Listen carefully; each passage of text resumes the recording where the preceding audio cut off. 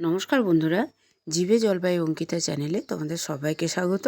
ফিরে এলাম আবার একটা জিভে জল আনা রেসিপি নিয়ে। তা আমার আজকের রেসিপি বাঙালির সেরা স্বাদের ঐতিহ্যবাহী রুই পোস্ত রেসিপি। বছরের প্রথম দিন হোক বা শেষ দিন, বাঙালির হেসেলে কিন্তু মাছ একটা অত্যাবশ্যকীয় জিনিস।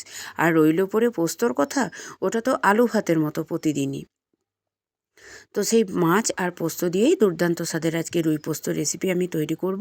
তো দেখো, প্রথমেই যেটা করে নিচ্ছি সেটা হচ্ছে মাছগুলো খুব ভালোভাবে লবণ হলুদ দিয়ে মাখিয়ে নিচ্ছি। আর এই রেসিপিটাতে কিন্তু আর আলাদা করে হলুদের ব্যবহার হবে না। আর এখানে দেখো, পুরো রেসিপিটা করার জন্য আমার টোটাল 6 চামচ মতো পোস্ত লাগছে। তো তোমরা তোমাদের পরিবারের সদস্য অনুযায়ী যদি মাছটা বাড়িয়ে বা কমিয়ে নাও, সেক্ষেত্রে কিন্তু পোস্তটাও বাড়িয়ে বা কমিয়ে নেবে।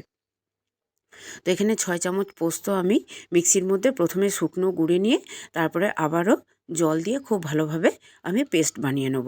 আর এর মধ্যে কোনো লবণ বা লঙ্কা কোনো কিচ্ছু দিচ্ছি না। আর এদিকে দেখো, মাছগুলো আমি খুব কড়া করে ভেজে নেব। একদম মচমচে করে না ভাজলে কিন্তু স্বাদটা সেরকম লাগবে না। তো দেখো, মাছগুলো খুব ভালোভাবে উল্টে পাল্টে ভেজে নিচ্ছি। রুই পোস্ত কার কার প্রিয় অবশ্যই কমেন্ট করে জানিও। যে কোনো অনুষ্ঠান বাড়িতে গিয়ে কিন্তু রুই পোস্ত খেতে কিন্তু খুব ভালো লাগে। আর সেটা যদি ঘরে এইভাবে বানিয়ে নাও, তাহলে তো বলার কথাই নেই বন্ধুরা। তো দেখো, কথা বলতে বলতে মাছগুলো আমি সমস্ত ভেজে নিয়েছি। এখন যে মাছ ভাজা তেলটা আছে সেটা আমি অন্য একটা পাত্রে ঢেলে নিচ্ছি। এই মাছ ভাজা তেলে কিন্তু রেসিপিটা আমি করব না। আলাদা করে ওই কড়াইয়ের মধ্যে আবার ফ্রেশ সর্ষের তেল দিয়ে দিলাম। আর ওর মধ্যে দিয়ে দিচ্ছি 1/2 চামচ মতো কালো জিরে আর 2টো চেরা কাঁচা লঙ্কা ফোড়ন। আর দেখো, পোস্তটা আমি যেটা বেটে রেখেছিলাম, এই ফোড়নটা খুব ভালো সুগন্ধ ওঠার পর বাটা পোস্তটা আমি দিয়ে দিলাম। অনেকেই রুই পোস্ততে টক দই বা পেঁয়াজ বাটা, গরম মশলা হাবিজাবি দিয়ে থাকে। কিন্তু ফ্রেশ একদম সম্পূর্ণ আভিজাত্যপূর্ণ বাঙালির যে রুই পোস্ত রেসিপি, সেটাতে জাস্ট কাঁচা লঙ্কা আর পোস্ত বাটা ছাড়া আর কিচ্ছু পড়ে না। টমেটোটা একটু আধটু হলেও দিলেও দিতে পারো, না দিলেও না দিতে পারো।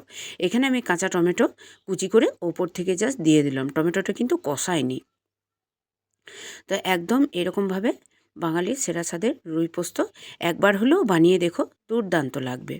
তো দেখো, পোস্ত বাটাটা দেওয়ার পর টমেটো কাঁচা লঙ্কা দিয়ে মাছগুলো কিন্তু ওপর থেকে আমি সাজিয়ে দিলাম।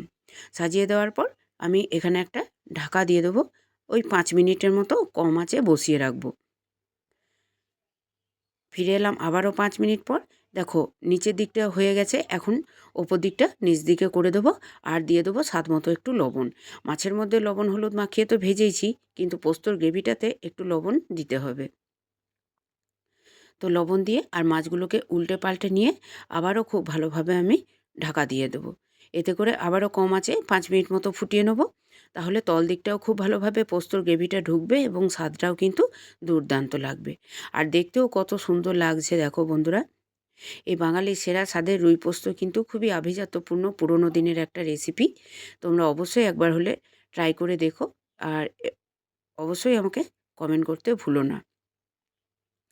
তো দেখো, মাছগুলো খুব ভালোভাবে উল্টে পাল্টে নিয়ে এর মধ্যে স্বাদমতো একটু লবণ দিয়ে আমি আবারও ঢাকা দিয়ে দিচ্ছি।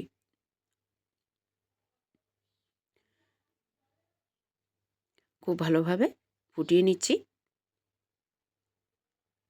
আবারও 5 মিনিট মতো কম আঁচে ঢাকা দিয়ে দেখো, রুই পোস্ত রেসিপি একদম তৈরি হয়ে গেছে। একদম মাখা মাখা এরকমভাবেই কিন্তু নামাতে হবে। গরম ভাতের প্রথম পাতে কিন্তু দুর্দান্ত লাগে। আমি গরম ভাতের সাথেই সার্ভ করে নিয়ে ফিরে আসছি।